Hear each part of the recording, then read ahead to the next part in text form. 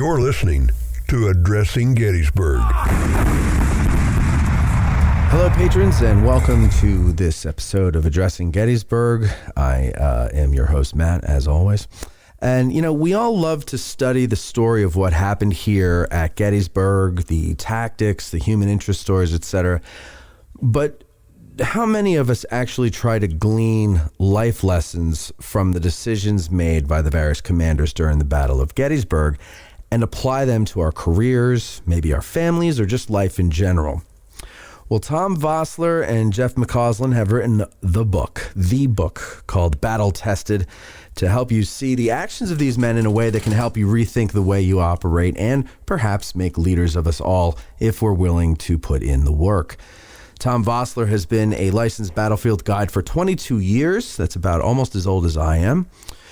He along with his co-author Jeff McCausland do corporate leadership seminars and staff rides.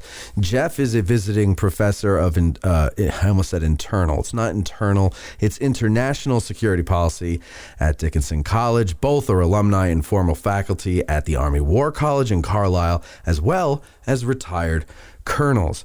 Jeff and Tom, welcome to Addressing Gettysburg. Great to be with you. Thank you very much. So you guys... Happy Veterans Day. Oh, yeah. Happy Veterans Day indeed. You guys started working on this book, was it 10 years ago, I believe? Or at least the seed of the idea of doing a book started 10 years ago?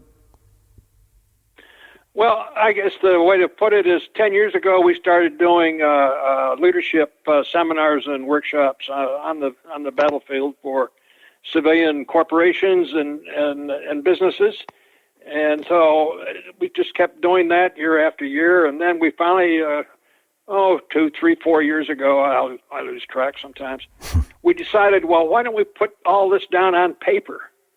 Because we had a fairly decent routine that we did on the field on 1 day and 2 day workshops and seminars, and so we thought, well, this might make an interesting book.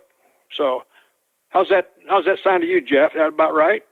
Yeah, that's about right. The one thing I think I would add is, as you mentioned, both Tom and I are faculty we're faculty at the Army War College. Tom was the director of the Military History Institute, which is the Army's archive.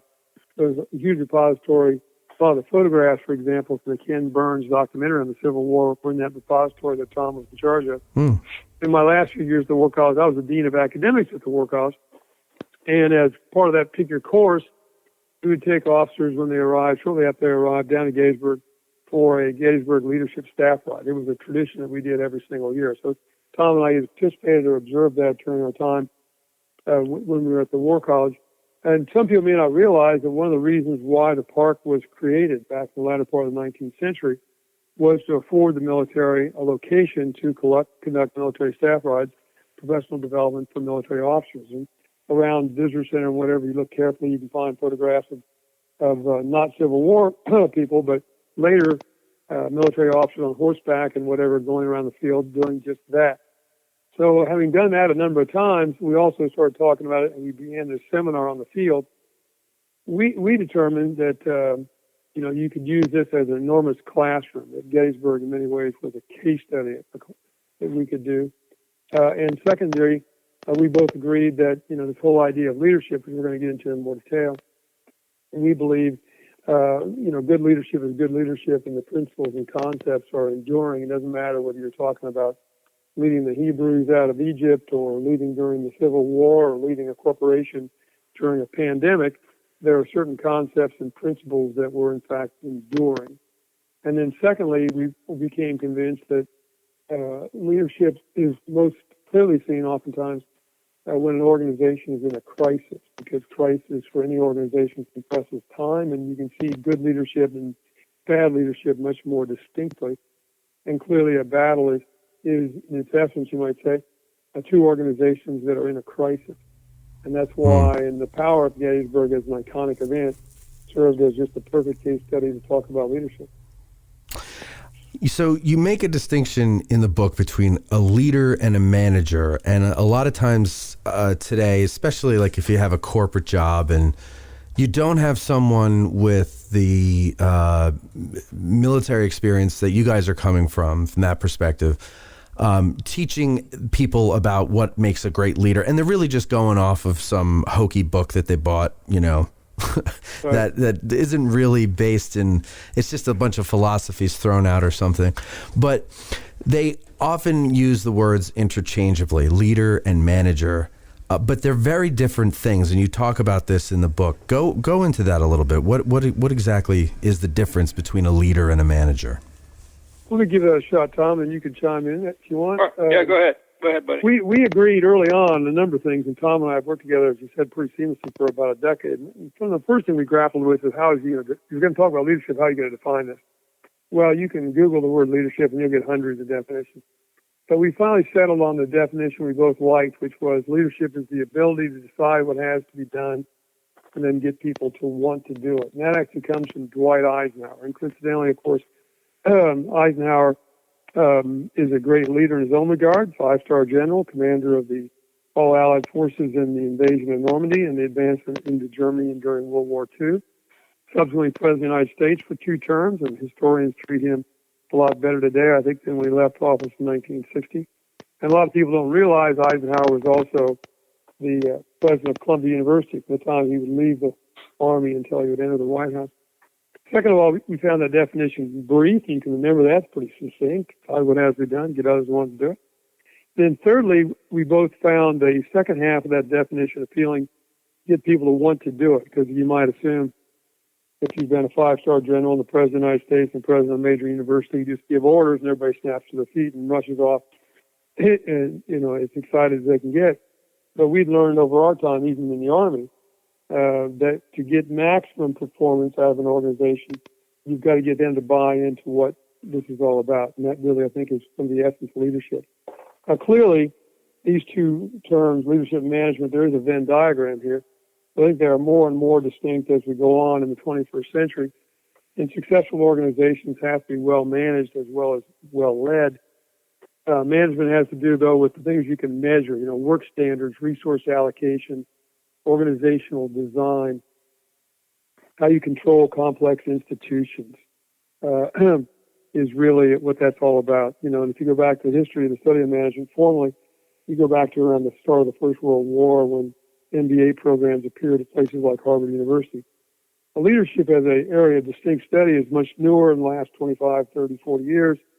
And it has to do with vision, motivation, and trust, moving people and organization into the future, dealing with change, thinking in time. So to sum it up, I would say management has to do with data and complexity, and leadership has to do with change. And clearly we live in an era of just enormous change at warp speed, so successful organizations have got to learn to adapt very quickly to that. And once again, military officers involved in the battle find that need to adapt and learn and deal with change also critically important if they're going to be successful. Mm-hmm. So one of the leaders you talk about in Chapter 2 is Buford. He's one of my favorites. And the more I learn about Day One, the more respect I have for John Buford. And you state that he was essentially the man who decided that if there was going to be a battle, Gettysburg is where the battle was going to be, or at least it would be a good place for it. And we know this in hindsight, but at the time, explain to me now, I've never been in the military. So he's a brigadier general. He's under the immediate command of John Reynolds, correct? No. No, okay. Pleasant. Not really. He's under the operational control of John Reynolds. Right. Got it. He's still under the command. Let me kind of go back a little bit. Go ahead. Let's go back to June 28th, where Buford and his division are down in Maryland at Middletown. He's going to receive orders from his commander, General Pleasanton, Chief Commander of the Cavalry Corps, and the orders tell him to leave one brigade down there in Maryland, Reserve Brigade, Merritt's Brigade. It's going to be left down at Mechanicstown, which is Thurmont today, and proceed with the remaining 2 brigades and 1 battery of artillery, and move so as to cover and protect the left flank of the left wing of the Army, commanded by Reynolds, as they move up from Maryland into Pennsylvania looking for the Confederates. Okay. So militarily, technically, Buford is still under the command of Pleasanton, but he's been opconned or placed under the operational control of Reynolds. Got it. And so we find Buford to even, and you're right about his assessment. He's one of my favorites on the field, and so he's working for three men. He's working for three bosses. He's working for his commander, Alfred Pleasanton. He's working for John Reynolds, for whom he's under operational control. And we find in his message traffic of June 30th, he's also keeping directly informed, George Meade. And so he is providing communications. We'll get it maybe later into discussion of communications, particularly from Buford, but he's sending information to three different men. And but he's under the operational control. So he has got to, when he arrives in Gettysburg, then he's got three things that he must do. One is to fulfill his orders to cover and protect the left wing of the line of march, or the left flank of the line of march of the left wing as they're moving up into Pennsylvania.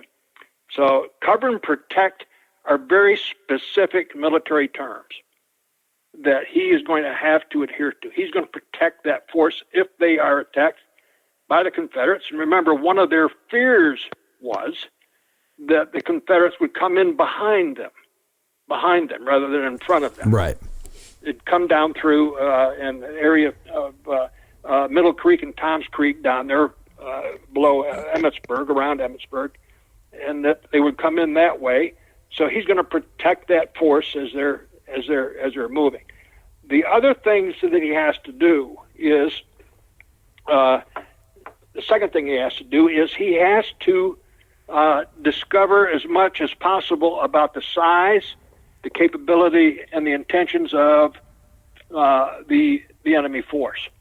Now, they have a fair idea operationally of where the Confederates are. What they don't know is, on a tactical level, exactly where they are. In fact, Meade himself, in a message to General Couch on the 30th of June, tells Couch he has no idea where Longstreet and Ewell are. He knows where A.P. Hill is, but he doesn't know where Longstreet and Ewell are. So Right. one of Buford's duties as he arrives in Gettysburg on the 30th is he has got to decide, or got to find out where the Confederates are exactly and their capabilities, what's the size of their force, and what are their intentions, what do they intend to do. The third thing he has to do is he has to conduct a terrain analysis. Should a battle be fought in the Gettysburg area, what is the key terrain that he has to provide, he has to protect for his force to occupy should there be a battle there in the Gettysburg area? That's where we say Buford is going to determine the location of the battle. He has no authority to commit the Army of the Potomac to a battle there. But if the battle happens, he's going to take those measures necessary to ensure that his people have the key terrain, that his army coming up behind him can occupy the key terrain should a battle take place there. And that's something any good commander would do.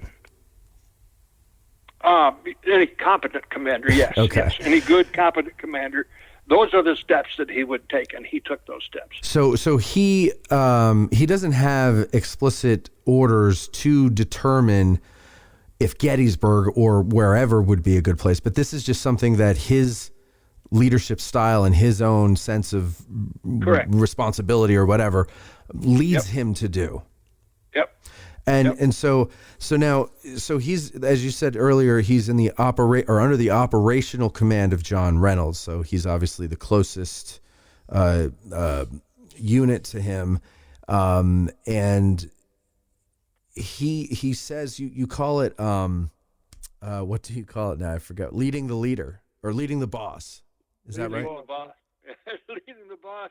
leading the boss to make the right decision, provide the boss. This episode drops on November 23rd over at patreon.com/addressinggettysburg. Please consider becoming a patron today.